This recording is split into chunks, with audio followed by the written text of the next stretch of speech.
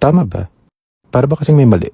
Yung mga ganito kasi kalinaw at kaliwanag, madalas, makikita mo lang sa tig 10,000 pataas na projector. Ihabang pala nitong LED projector ni Konka. Ito may model na B12, may user manual, power plug, with ganito yung shape ng remote niya. At may HDMI cable din siya. Gumamit na to ng HDR technology na may 4K resolution with full autofocus, auto keystone correction. Support nito ang HDMI, USB at speaker out. Ito pa maganda, may dust filter siya sa cooling system niya. May 1 port mounting pa. Ang maganda na rin dito ay Android na yung system niya. So pwede mo siyang dagdagan at kargahan ng mga apps na kailangan mo. At ito lang yata yung projector na pwede mong gawing speaker lang.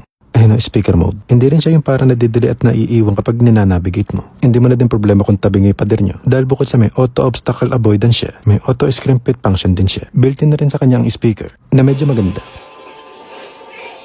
Pwede mo din siya magamit pang presentation dahil 400 ang kanyang ANSI at 1,000 ang kanyang lumens. At salamat sa kanyang MEMC technology, yung mga speed images like sa games, nagiging smooth at no lag talaga.